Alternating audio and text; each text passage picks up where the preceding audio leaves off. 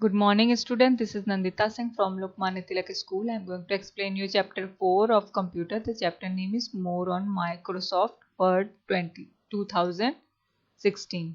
इसका first part मैंने आपको पढ़ाया था, जिसमें मैंने कुछ टॉपिक्स आपको बताए थे. Copy formatting to another selection, ये पढ़ाया था. इसके बाद मैंने आपको स्टेप्स बताए थे, कैसे टेक्स्ट को फाइंड करना है, कैसे रिप्लेस करना है, ये सब मैंने आपको कल पढ़ाया था. उसके आगे से अब कंटिन्यू करेंगे. रिप्लेसिंग द टेक्स्ट में पढ़ा चुकी हूँ आपको. अब देखते हैं नेक्स्ट टॉपिक क्या है. Page formatting. पेज फॉर्मेटिंग क्या टॉपिक है?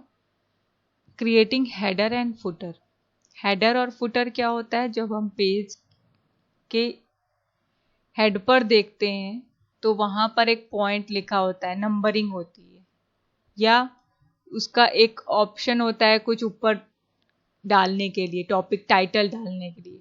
फुटर क्या होता है कि पेज के लास्ट में नंबरिंग की जाती है, तो वहां उसको हम कहते हैं फुटर.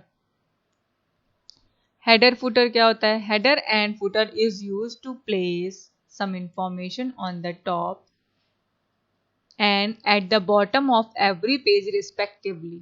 हेडर और फुटर का यूज किस लिए होता है? कि किसी भी इंफॉर्मेशन को या नंबर्स को, टाइटल को हमको अगर डालना है तो हम हेडर फुटर के प्लेस पर डालते हैं. इसका ऑप्शन इसीलिए होता है. You can include the title, chapters, heading, date, page number, authors name etcetera in this section. और इस सेक्शन में हम क्या क्या डाल सकते हैं? टाइटल डाल सकते हैं, चैप्टर की हेडिंग डाल सकते हैं, डेट डाल सकते हैं, पेज नंबर डाल सकते हैं, या ऑथर का नाम. इसी तरीके से बहुत सारी ऑप्शंस होते हैं जो कि हम पेज के किसी भी टॉपिक के हेड पर या फुट पर डाल सकते हैं. हेडर फुटर का ऑप्शन इसीलिए होता है, इस पर क्लिक करके हम हेडर फुटर क्रिएट कर सकते हैं. अब इसके स्टेप्स दिए हैं. हेडर फुटर के स्टेप्स क्या हैं, किस पर क्लिक करना है? देखिए यहाँ पर स्टेप्स हैं. The header and footer buttons are found on header footer group of the insert tab. insert tab के header footer group में ये पाए जाते हैं. इसमें हम क्लिक करके उसको यूज कर सकते हैं. हेडर बटन पर क्लिक करेंगे, फिर एडिट हेडर पर क्लिक करेंगे, और फिर इंसर्ट फुटर से एडिट फुटर पर क्लिक करते हुए वो सारे वो ऑप्शन मेन्यू ओपन होंगे, उसको सेलेक्ट करके हम यूज कर सकते हैं. An additional tab name design will appear on ribbon under the header footer tool section. उसके सेक्शन के नीचे पूरा रिबन ओपन हो जाएगा, जिससे कि हम उसका यूज करके उसको यूज कर सकते हैं अपने डॉक्यूमेंट्स में. You will find the header footer boxes at the top and bottom of each page respectively separated by dotted lines. और जब हम उसको सेलेक्ट कर लेंगे तो हमने जितने भी डॉक्यूमेंट्स बनाए हैं उन सब में हेडर फुटर शो होने लगता है, ऐसे ब्लिंकिंग लाइन की तरह शो होने लगता है. फिर हेडर पर क्लिक करके हम उसमें कुछ अपने टाइटल डाल सकते हैं, और फुटर पर क्लिक करके उसको डाल सकते हैं. देखिए स्टेप्स को मैं नहीं पढ़ा रही हूँ, क्योंकि स्टेप्स में सिर्फ इतना है कि आपको किस पर क्लिक करना है, इसलिए मैं टॉपिक आपको बता देती हूँ. स्टेप्स, ये जितने भी स्टेप्स दिए रहते हैं इसमें क्या करना है, सिर्फ ये बताया जा रहा है कि आपको किस पर क्लिक करना है. तो वो जब आप प्रैक्टिकल करेंगे तब आपको समझ में आएगा कि आपको किस पर क्लिक करना है, आपको क्या ओपन होगा. तो ये ऐसे पढ़ाने से आपको समझ में नहीं आएगा, तो मैं सिर्फ टॉपिक आपको पढ़ा देती हूँ. Next topic is setting paragraph spacing. Paragraph spacing का क्या मतलब होता है? Paragraph spacing is the amount of space above और below a paragraph. Follow the steps to set the paragraph spacing. Paragraph spacing का मतलब क्या होता है कि जब हम पैराग्राफ एक लिखते हैं तो उसमें स्पेस दिया जाता है. जैसे कि 2 पैराग्राफ, ऐसे पैराग्राफ लिखा जाता है, इनके बीच में जितना भी स्पेस देना है हमें उसको नंबरिंग से सेट करके हम दे सकते हैं.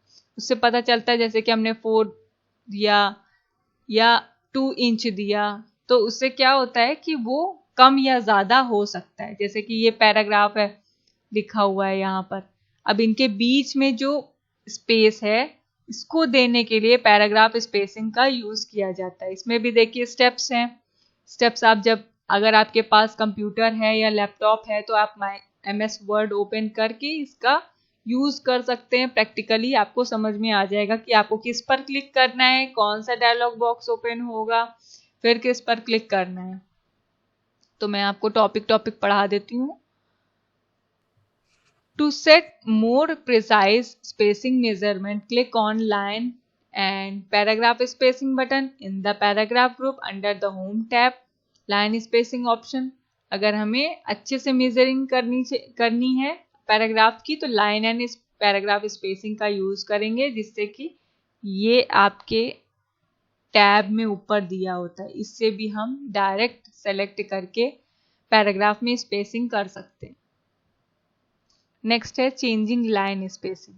लाइन को चेंज करने के लिए line spacing is a vertical distance between successive lines of the text in a document. We can also increase और decrease the line spacing between a paragraph. Paragraph के बीच में भी हम लाइन को कम या ज्यादा कर सकते हैं।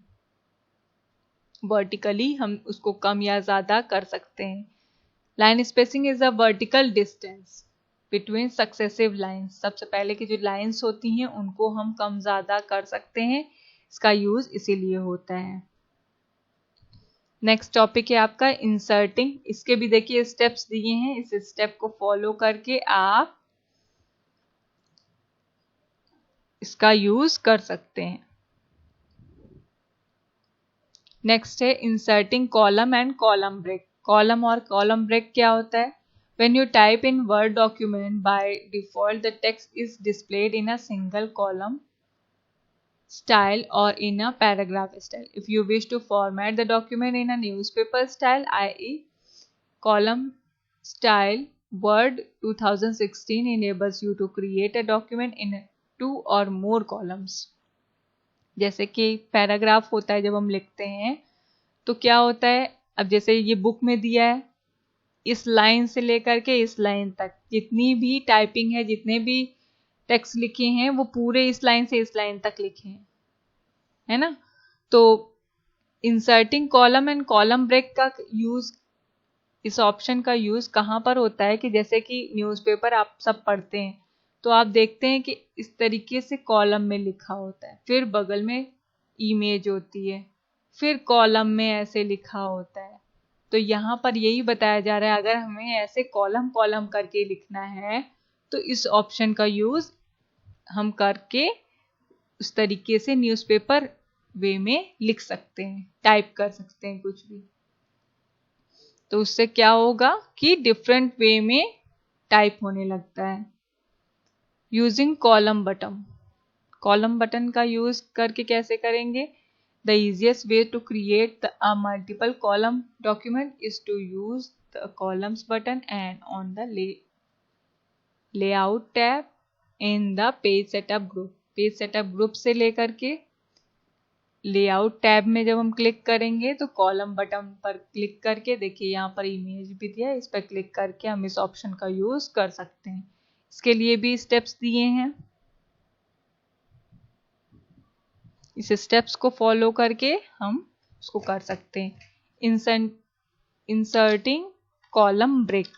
कॉलम ब्रेक इंसर्टिंग क्या है? If you have already added column to your word document and there you might have notice that some of the columns are not as balanced as you would like them to be. One solution to this problem is to add a column break. It will force the end of the column and move that text to the end of the new column. जैसे कि एक column आपने लिखा है, suppose ये एक column है और हमने इसमें कुछ लिखा है।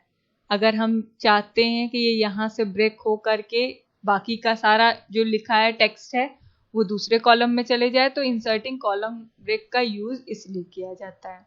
इसका यूज करके हम आधे टेक्स्ट को दूसरे कॉलम में डिवाइड कर सकते हैं। इसके भी स्टेप्स दिए हैं, इस स्टेप को फॉलो करके आप उसको आगे कर सकते हैं। Working with tabs, working with tabs में क्या है?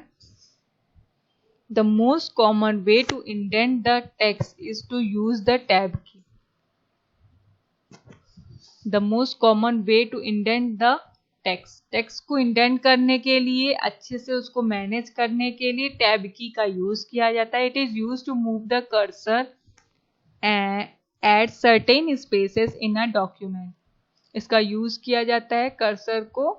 It is use to move the cursor at certain spaces in a document. Document में सही जगह पर कर्सर को रखने के लिए किया जाता है। कर्सर क्या होता है? जो माउस पॉइंटर होता है वो जब आई में शो होने लगता है और ब्लिंक करने लगता है, इसका मतलब होता है कि हम अब टेक्स्ट टाइप कर सकते हैं। जब हम टाइप करते हैं तो वो लिखने लगता है, उसको हम कहते हैं कर्सर। तो इसकी मदद से हम ये कर सकते हैं। By default tab stops are set at every 0.5 inch. You can set the tab stops along the ruler according to your requirement। अपनी रिक्वायरमेंट के अकॉर्डिंग हम उसके साइज को कम या ज़्यादा कर सकते हैं।